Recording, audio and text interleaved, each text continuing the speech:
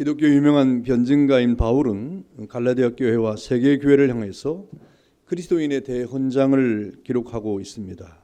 그것은 믿음으로만 의롭다함을 얻고 구원을 얻는다고 하는 이 기독교의 진수입니다. 이것은 율법이나 의식이나 예배 형식과는 비교할 수 없는 최고의 가치임을 오늘 사도 바울은 명백히 밝히고 있습니다.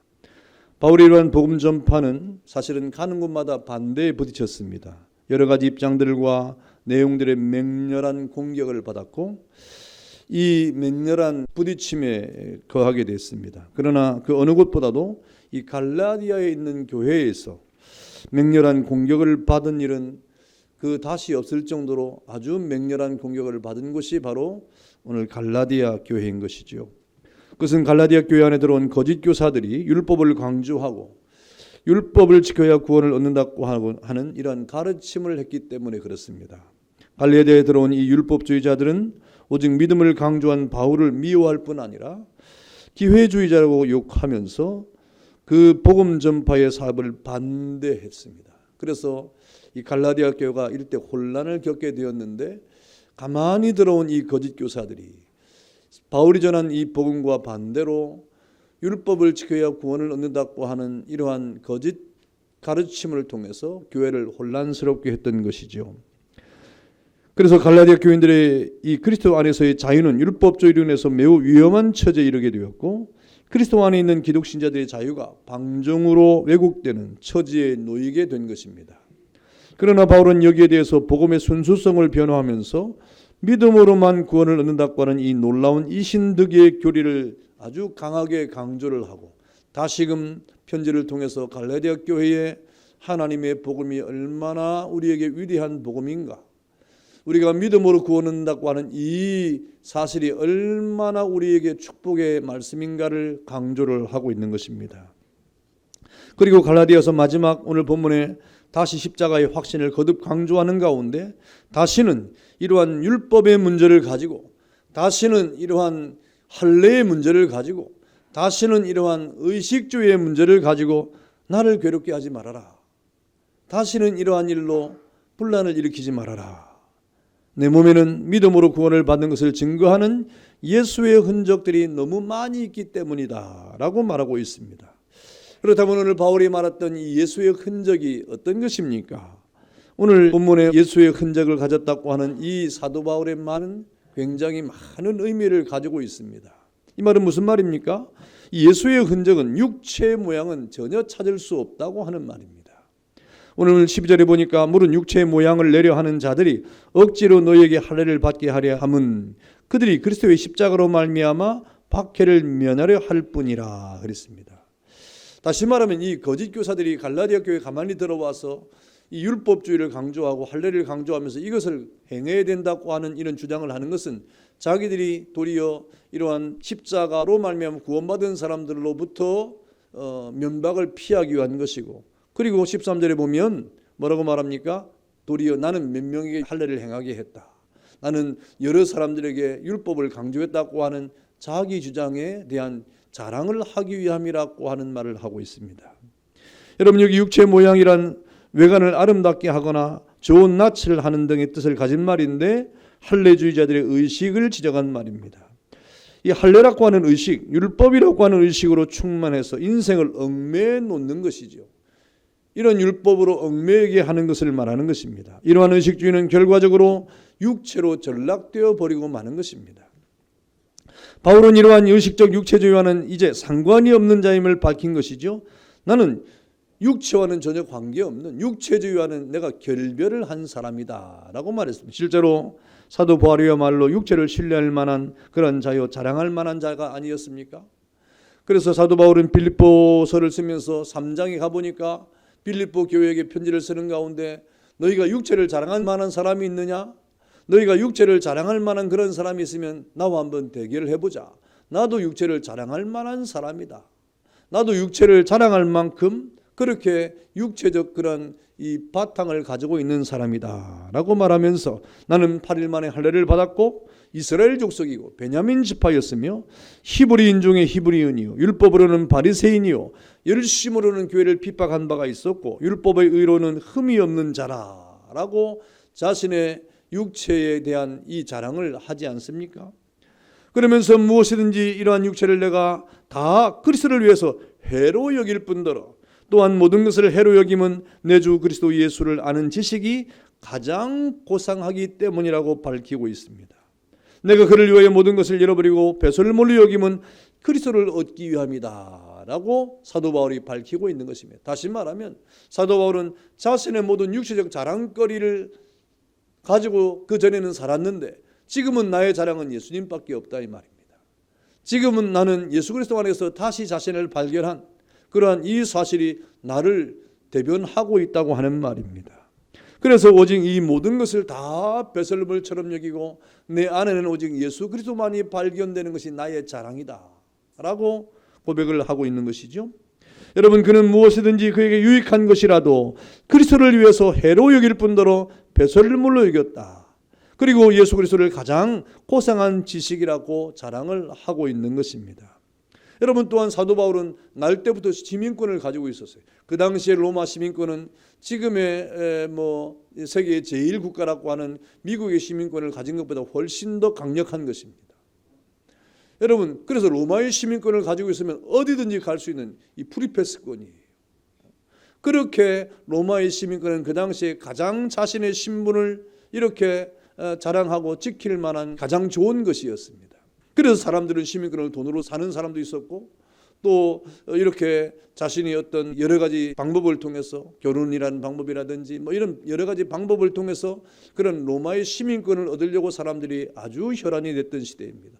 그런데 사도 바울은 사실상 나면서부터 이 시민권을 가지고 있었던 사람이에요.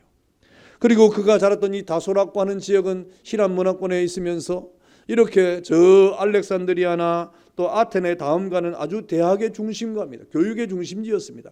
그래서 사도 바울이 다소에서 가말리엘 문화에서 공부를 하는 가운데 아주 특별한 그런 교육을 받을 수가 있었던 것입니다. 여러분, 바울은 이러한 인간적인 조건들이 아주 많았어요. 여러분, 바울이 이렇게 자신의 인간적인 조건들을 신뢰할 만하고 자랑할 만하고 뽐낼 만한 그런 육체적 조건들이 많이 있었던 것입니다. 그는 배울 만큼 배운 사람입니다. 그는 신분도 아주 그 당시에 최고의 신분을 가지고 있었던 사람입니다.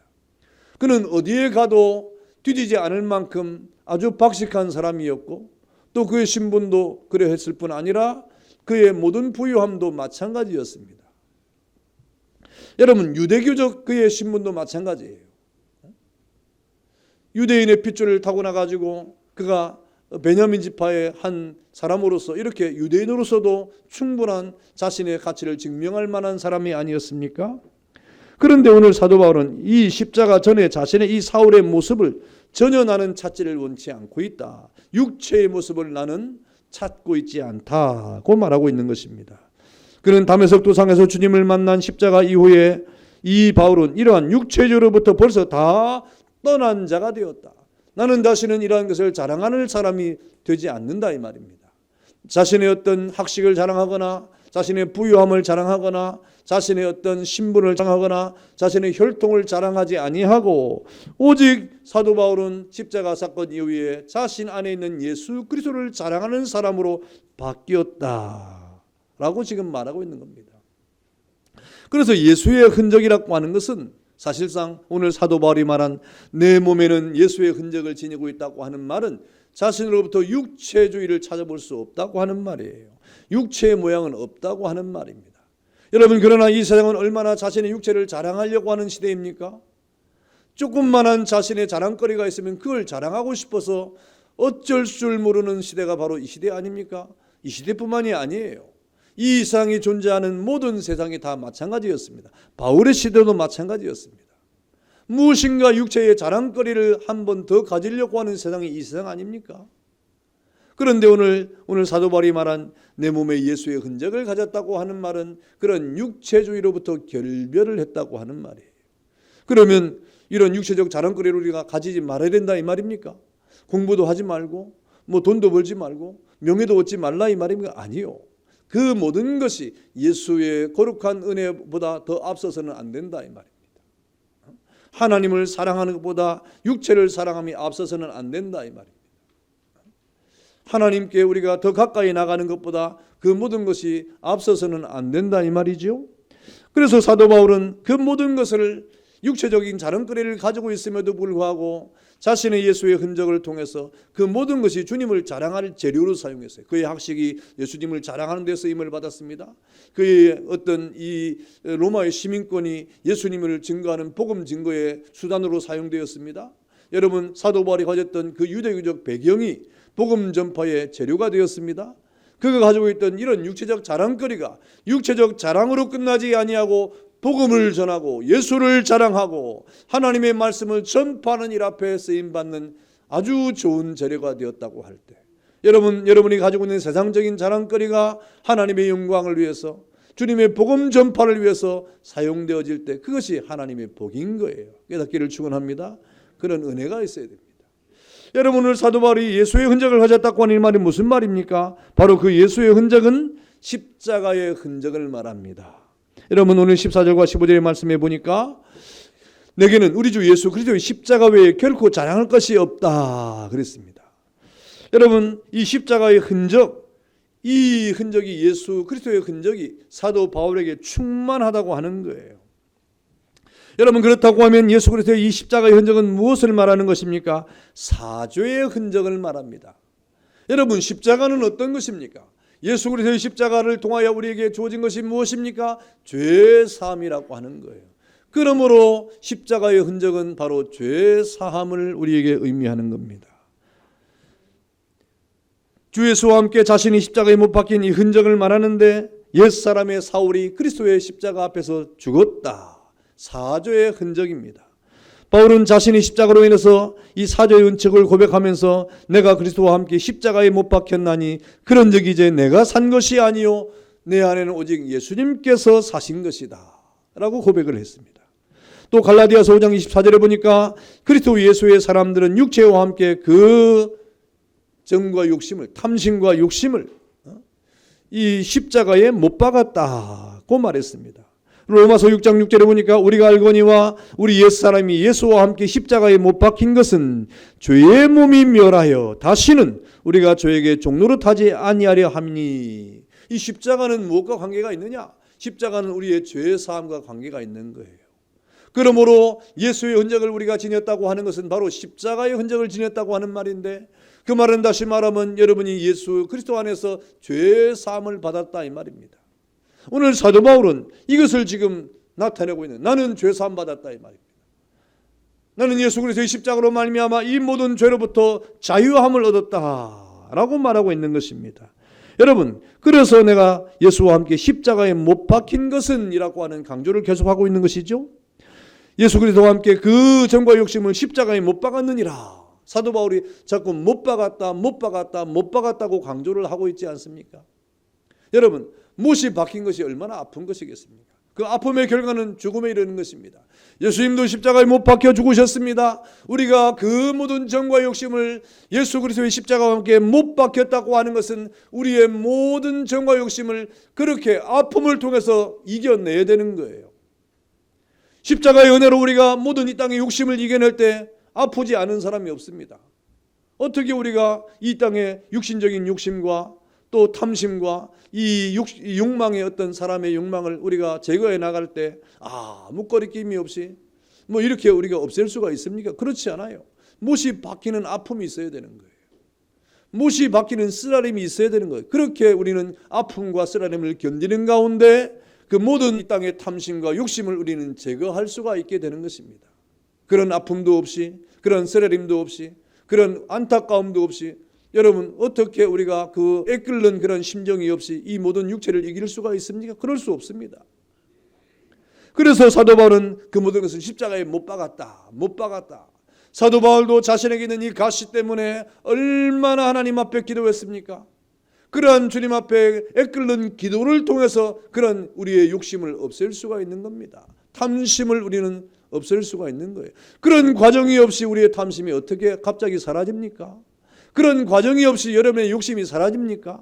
그런 과정이 없이 여러분의 세상을 향한 그런 탐욕과 욕심과 그런 이 세상의 육체적 자랑거리가 사라집니까? 결코 사라지지 않습니다. 그래서 사도 바울은 십자가에 못 박았다고 하는 이런 말을 이렇게 계속하고 있는 거예요. 그 아픔이 결국은 죽음에 이르는 아픔이었는데 그 십자가의 죽음에 대해 죽음이라 그랬습니다. 여러분, 이 십자가의 죽음에 대해서 성경은 죽은 자가 죄에서 벗어나 의롭다 하심을 얻었다. 너희 자신을 죄에 대해서는 죽은 자라고 말하면서 다시는 죄로부터 우리가 얽매이지 아니하고 자유로운 하나님의 백성이 되었다고 하는 말을 하고 있는 것입니다. 여러분, 왜 우리가 십자가에 우리의 육심을 못 박습니까?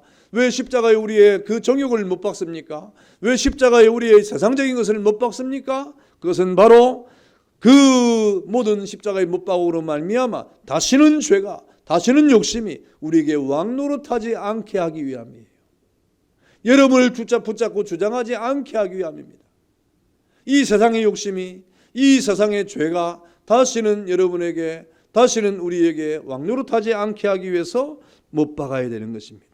그래서 못 박을 때 사실상 육체의 일은 끝나게 되는 것이고, 그것이 바로 육의 사람이 아닌 십자가의 흔적을 가지고 이 땅을 살아가는 하나님의 백성이 되었다. 사도 바울은 내 몸에 그런 예수의 흔적이 있다 그랬습니다.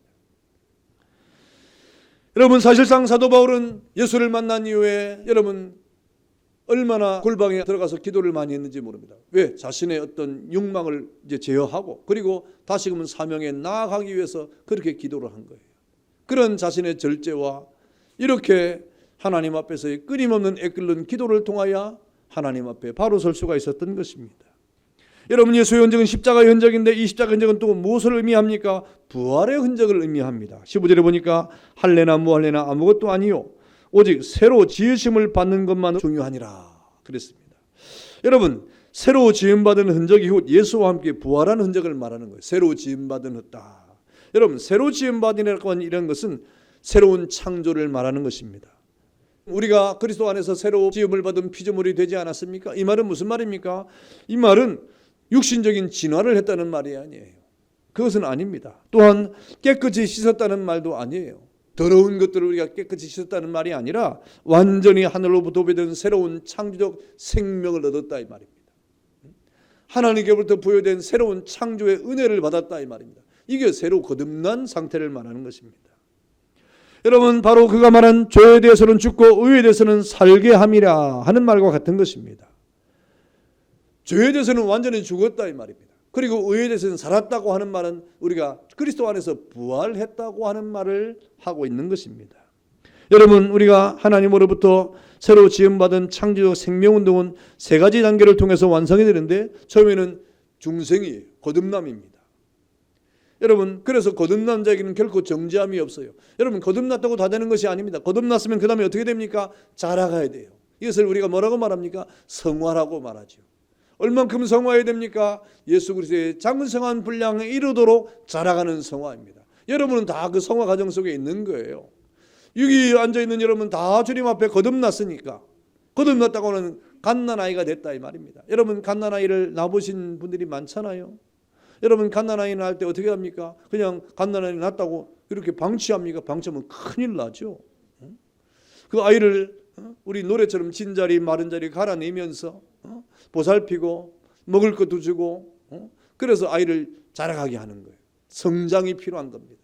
여러분, 예수 믿으면 예수 믿는 것으로 끝나지 않고 자라가야 됩니다. 얼마만큼 자라가야 됩니까? 예수님의 그 장성한 분량에 이르도록 자라갑니까? 여러분은 그럼 얼만큼 자랐습니까? 아마 예수님만큼 자란 분은 없을 거예요. 저도 예수님만큼 자라지 못했어요. 우리가 예수님만큼 자라가려면 얼마나 노력을 해야 되겠습니까? 그래서 성화의 과정 속에는 수많은 노력이 필요한 겁니다. 십자가의 은혜로 우리가 자신의 이런 모든 삶의 절제와 또 하나님의 은혜로 또 우리가 살아가는 가운데 이렇게 믿음으로 장성한 분량에 이르도록 자라가는 성화의 과정이 이렇게 필요합니다. 여러분, 모쪼록 여러분의 은혜 가운데 주님 앞에 거듭난 여러분들이요, 주님의 은혜 가운데 성장하고 자라가는 은혜가 있기를 축원합니다. 그 자라가며 은혜가 필요한 그 양식이 무엇입니까? 하나님의 말씀이에요. 그 하나님의 양식을 먹고 자라면 열매를 맺게 되는 것입니다. 그것이 성령의 열매 아닙니까? 그 성령의 열매가 희락입니다. 기쁨이에요. 온유예요. 양성이에요. 자비예요. 절제예요. 충성이에요. 이런 것들이 여러분 이렇게 자리를 잡을 때 열매를 맺을 때 그 열매를 통해서 그 나무를 아는 것처럼 여러분이 그런 열매를 맺으면 여러분을 통해서 많은 영혼들이 주께로 돌아오는 역사가 있게 될 것이다. 믿기를 축원합니다. 그런 성장의 자라감이 우리에게 필요한 겁니다. 여러분, 자란 이후에는 어떻게 됩니까? 자라고 끝이 아닙니다. 자라서 열매를 따서 국간에 들이는 것처럼 우리에게는 영화로운 하나님의 나라가 우리에게 있다 하는 말이에요. 우리 이렇게 청년부 모임을 통해서 제가 이 무형교회의 유익이 무엇인가, 하나님 특별히 주시는 은혜가 무엇인가를 공부를 했습니다. 하나님이 이 땅에 이렇게 하나님의 거룩한 은혜로 구원받은 하나님의 자기 백성에게 주시는 특별한 두 가지의 국면의 은혜가 있는데 그것이 은혜와 영광이라고 이렇게 공부를 했습니다. 여러분, 은혜가 무엇입니까? 은혜는 이 땅을 살아갈 동안에, 이 세상을 살아갈 동안에 성도들에게 필요한 것이 은혜예요. 저와 여러분들에게 필요한 것이 무엇입니까? 지금 은혜가 필요하다 이 말입니다. 그리고 우리가 찬양도 있잖아요. 은혜 아니면 우리가 설 수 없다고 찬양하지 않습니까? 은혜 아니면 아무것도 안 된다고 말하지 않습니까? 이 세상을 살아가는 하나님의 자녀에게는 은혜가 필요한 겁니다. 그래서 하나님이 각양 좋은 빛들의 은사와 은총으로 우리에게 은혜를 베풀어 주시는 거예요. 은혜 없이 사는 사람이 어디 있습니까? 예수 믿는 사람은 그런 사람이 없습니다. 우리에게는 반드시 은혜가 필요한 거예요. 그런 은혜를 사모할 때 우리는 하나님의 은혜로 이 땅을 살아갈 힘을, 용기를 얻고 승리의 삶을 살아가게 되는 것입니다. 또 하나는 영광이라는 것인데, 영광은 이 세상의 단어는 아닙니다. 영광은 늘 하늘의 단어예요. 하나님께. 그래서 우리가 영광 그러면 하나님께 영광, 하늘의 영광 이렇게 말하지 않습니까? 영광은 이 땅에서 취하는 것이 아닙니다. 우리가 취할 것이 영광이 아니에요. 그래서 하나님이 우리에게 이 세상에 대한 은혜를 주시고 장차 저 영원한 하나님의 나라에서는 우리를 영화롭게 하시는 겁니다. 이렇게 하나님의 백성은 이 세상에서와 마찬가지로 저 영원한 하나님의 나라의 영광에 이르도록 우리를 이끌어 주시는, 이것이 바로 새로운 생명, 새롭게 창조된 저와 여러분들이, 새로 된 피조물 된 저와 여러분들이 받을 마지막 코스의 영광이 바로 하나님의 나라의 영광이 되는 것입니다. 여러분, 바울에게는 이것이 너무나 뚜렷했어요. 내가 예수 믿고 구원받은 이후에 내가 거듭났다 이 말입니다. 내가 지금 그리스도의 은혜 가운데 자라가고 있다. 이 자라감은 이 땅에서 끝나는 것이 아니라 영원한 하나님의 나라에 이르도록 우리가 하나님의 은혜 가운데 거할 것이다. 영광을 취할 것이다. 사도 바울은 이러한 예수의 흔적 안에서 부활의 영광을 바라보면서 영원한 천국을 바라보고 현재를 살아가고 이 세상을 이기고 살아갔던 것입니다. 여러분, 이러한 이 사도 바울의 예수의 흔적을 그는 어디로 가든지 누구에게든지 그가 지위가 높든지 낮든지 이 세상에 있는 모든 사람에게 증거하기를 쉬지 않고 이렇게 전했던 것입니다. 그래서 로마서 6장 5절에 보니까 만일 우리가 그의 죽으심을 본받아 연합한 자가 되었으면 또한 그의 부활을 본받아 연합한 자가 되리라 그랬습니다. 이 말은 무슨 말입니까? 우리가 십자가로 말미암아 구원을 받았다고 하면 바로 예수님의 부활과 함께 우리도 부활의 영광에 참여하게 될 것이다 라고 하는 그런 고백이에요. 우리에게는 십자가의 고난만 우리에게 찾아온 것이 아닙니다. 주님의 부활의 영광도 우리에게 찾아오는 겁니다. 그래서 예수의 흔적인 십자가의 흔적이라고 하는 것은 사죄의 은총과 더불어 부활의 영광을 우리에게 갖게 하신 하나님의 은혜다. 사도 바울은 이러한 예수의 흔적이 가득했다 이 말입니다. 이러한 예수의 흔적으로 이 땅을 살아갔다 이 말입니다. 그 예수의 흔적이 사도 바울의 힘의 원천이었다 이 말입니다. 그런 예수의 흔적이 자신의 기쁨이었다는 말입니다. 이 예수의 흔적이 사도 바울로 하여금 그 사명을 감당할 용기였다는 말입니다. 이 예수의 흔적이 사도 바울로 하여금 하나님의 나라를 바라보게 하는 그러한 축복이었다는 것입니다. 이렇게 사도 바울은 예수의 흔적을 가졌기 때문에 그가 궁핍에 처할 때에도, 그가 또 이렇게 감옥에 갇힐 때도, 그가 여러 가지 위험을 만날 때도 예수의 흔적으로 말미암아 그 모든 환경을 이기는 힘이 되었던 것입니다. 그것이 십자가와 부활이라고 하는 예수의 흔적이었습니다. 사도 바울은 이 흔적으로 말미암아 오늘 갈라디아 교인들에게 나는 예수의 흔적을 가졌다. 더 이상 이 세상의 일들 때문에, 육체주의적인 일들 때문에 할례를 향해야 된다고 하는 이러한 주장과 율법을 향해야 된다는 이러한 주장으로 나를 괴롭게 하지 말아라 하고 외치고 있는 겁니다. 여러분, 예수의 흔적은 무엇입니까? 오늘 사도 바울에게서 예수의 흔적은 헌신의 흔적이에요. 17절에 보니까 이후로는 누구든지 나를 괴롭게 하지 말라. 내가 내 몸에 예수의 흔적을 지니고 있노라 그랬습니다.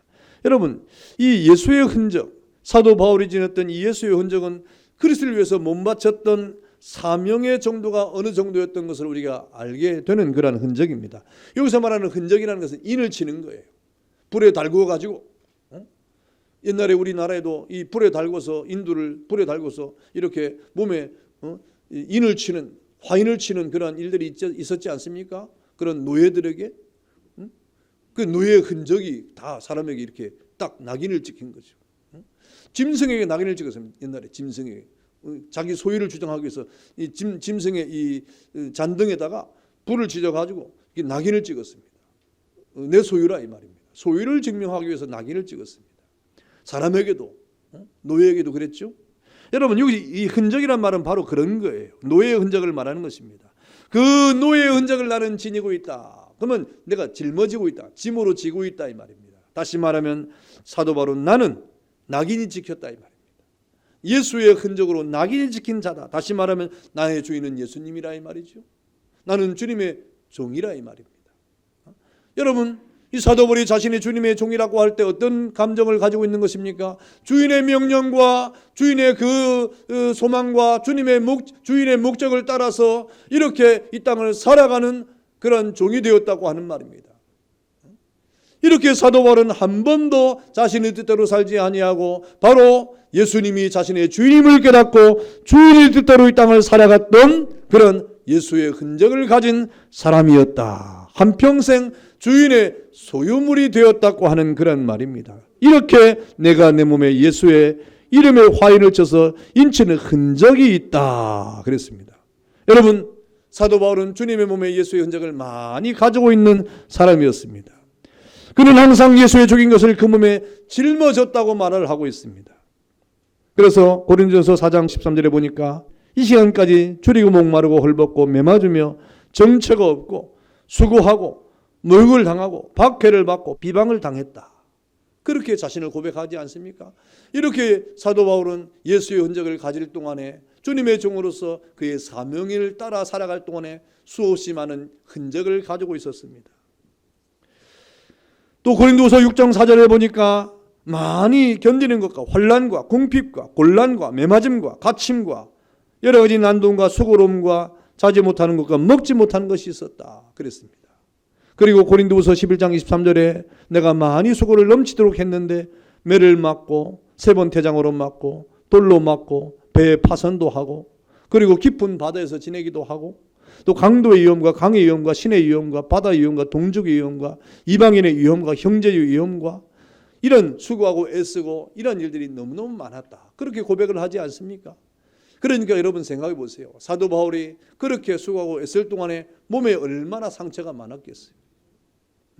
몸에 얼마나 상처가 많았겠어요. 그것을 사도 바울은 나는 이것은 예수의 흔적으로 생각한다 이 말입니다. 여러분, 우리 이 사람에게도 여러 가지 상처가 있는 사람이 있어요. 저도 뭐 알게 모르게 이렇게 상처가 없는 것 같지만 이렇게 눈에 잘 안 보이지만 잘 살펴보면 한두 개가 있어요. 무슨 흔적입니까? 흔적은 원인이 있기 때문에 흔적이 있는 겁니다. 여러분도 다 마찬가지일 거예요. 뭐 직장에서 일할 때 다치거나 또 집에서 뭘 하거나 다칠 때 그런 흔적들이 다 사람에게는 살펴보면 있습니다. 그런 흔적들은 원인이 있는 거예요. 오늘 사도 바울은 예수의 흔적을 지니고 있는데 그 예수의 흔적은 자신의 사명을 통해서 나타난다고 할 때 그 사명을 통해 얼마나 많은 상처를 받았겠느냐. 감옥에 갇힐 때 상처를 받고 강도를 만날 때 상처를 받고 넘어져서 상처를 받고 복음을 전하면서 바다에 빠지면서 상처를 받고 그런 여러 가지 상처의 흔적들이 이 사도 바울의 몸에 가득했을 것이다. 여러분, 그것을 사도 바울은 뭐라고 말합니까? 예수의 흔적이라고 말해요. 그것이 사명의 흔적 아닙니까? 여러분, 이 땅을 살아갈 동안에 그리스도 안에서 예수 믿고 구원을 받은 저와 여러분들이 노년이 되도록 하나님 앞에 충성과 봉사와 헌신을 할 때 여러분, 이제 노년이 되어서 주님의 나라를 바라보고 이 땅을 살아갈 때 여러분의 몸은 비록 후패해졌지만 예수의 흔적을 가지고 있는 몸이 되는 거예요.